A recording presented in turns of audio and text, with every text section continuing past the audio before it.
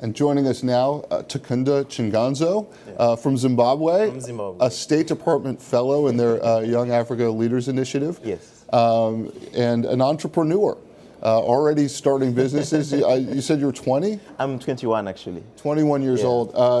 Impressive. Thank you. You're walking around here at the U.S. Africa Business Forum with all of these world leaders, including President Obama, who you'll be interviewing later today. Tell us a little bit about that, what it's like to be your age and having your run of the place with the world leaders.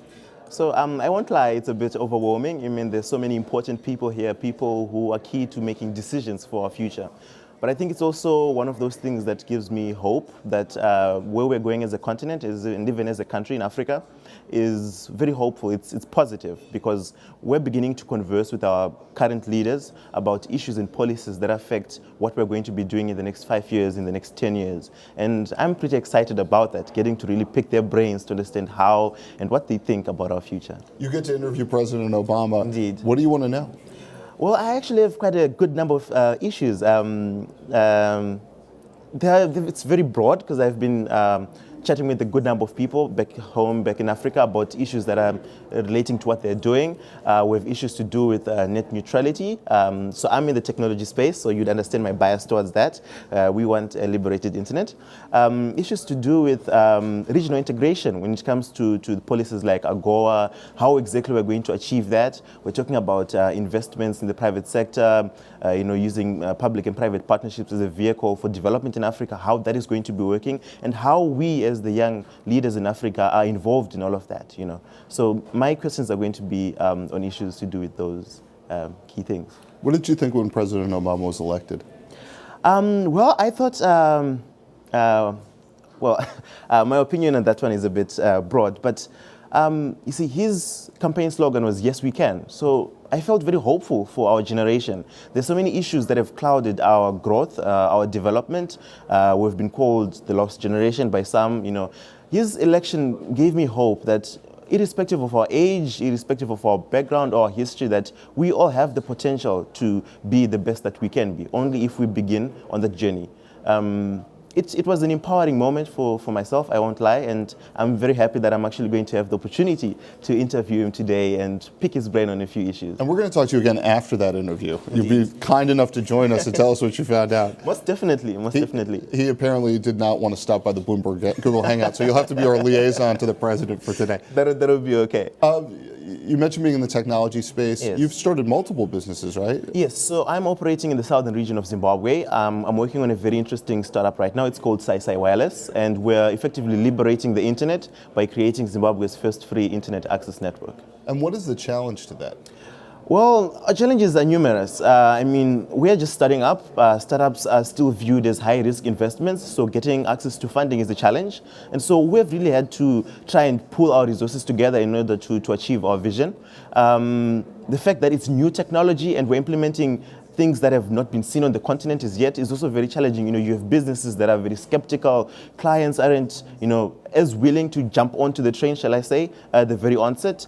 And the entrepreneurial hive or the ecosystem is just at its birth, shall I say, in Africa. And we need more people who are doing these things, trying to start up, trying to delve in technology and the like. How do you make money giving away free internet access? So given the nature for technology, we're actually going to be pitching at Demo Africa in September. I can't exactly go into great detail about our model. You can imagine there's a lot of competition. I mean, we're trying to give internet for free, whereas we have large corporates that are selling the very same resource. But I can tell you that it's very, very interesting. If you're just patient enough, in September we'll give you the lowdown on that one. Fair enough. You spent some time at Notre Dame in South Bend, Indiana. What was that like? A 6-week fellowship there? So I can tell you that of all the universities that I've been exposed to, the University of Notre Dame was an experience like no other. I mean, the environment, it's a really it immerses you in all this knowledge, and the environment that I was exposed to there. It was that of learning things that are new to you, of embracing things that are not familiar to you, and finding their application in your daily life, and in your business, and in your organization. So it was very transformational. And for many years, there have been training programs, foreign exchanges with African students coming to the United States to learn. What do you think folks bring back to their home countries? What are you going to bring back to Zimbabwe from having been here, do you think? So firstly, you see, the manner in which we're doing business in Zimbabwe and in Africa is, it has been the traditional means of doing things. And we've come to realize that it's not as efficient. So the skills that I've learned in terms of business model generation, idea validation, prior to building your actual product, those key elements that are very new in the business field are what I'm going to bring back. On top of that, there is this large network of corporates, of people working in the same space, of people who would want to invest in viable ideas that I've also been exposed to and that I've built here. And I think I'll be taking that as well back to, back to Zimbabwe and back to Africa. It's obviously going to be a bit of a challenge because I'm bringing new skills in an environment that is used to the traditional way of doing business. But I hope that given the flexibility of my team, the highly adaptable, that we'll be able to take off the ground and implement all that I've learned efficiently. What would you export from Zimbabwe to the United States in terms of culture, education, business ideas? What could we use a little bit of? So I can tell you that Zimbabweans we're a very peaceful nation. We're also a very hardworking sort of nation. Zimbabweans are determined to meet their end goal on a daily basis. I'm not saying that people in the United States don't have the same mentality, but I feel that Zimbabweans are more industrious in terms of trying to achieve their goals. And so that's one key element that I would want to bring here. There's also the issue of our willingness to accept different people. You rarely have issues to do with ethnic differences in society. We accept people as they are, and what we're interested in is the end goal, which is productivity. And so that's one other thing that I would want to export to the US.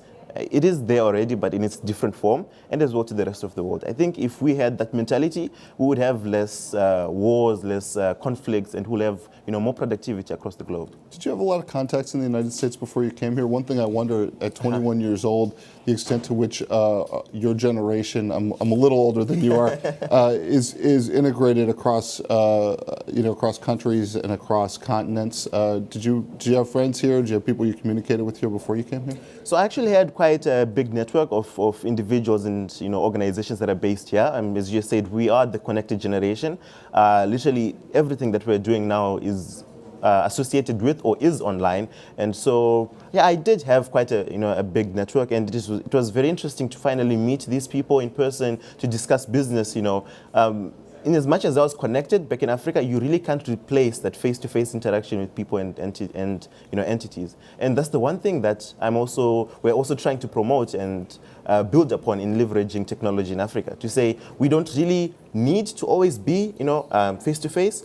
We could have been doing this whilst I was in Zimbabwe and you were here. And so that's why we really need to grow this online platform and get everybody in Africa online. It's really interesting to hear you say that as somebody who's trying to develop the wireless technology, the internet technology and give it away for free. To say we got to meet in person, but I think that's actually what we've got here with the Google Hangout. Now we're sitting here, but we could be video conferencing, which obviously is a lot more of a sort of face-to-face. We could be using this Hangout, and we have been today, and will be later today to bring in people remotely. So it's interesting that the technology and the interpersonal are starting to mix. Takunda Chinganza, thank you so much for joining us. We will see you later today. You're going to tell us everything that President Obama said, and more important, what he didn't say. And I'm so glad, for one other reason, to have you on set today.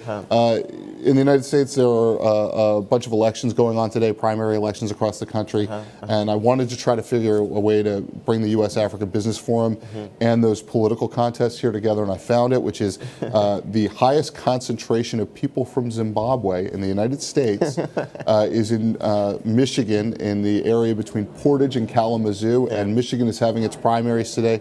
So thank you for that segue as well. Appreciate it. Very good to meet you. No, thank you very much for the opportunity opportunity. This was a very interesting conversation, and I look forward to continuing it after the end of the forum today. Oh, absolutely. I want to know everything you said. And thank you all for joining us. We'll be back from the U.S. Africa Business Forum on the Bloomberg Google Hangout. See you later.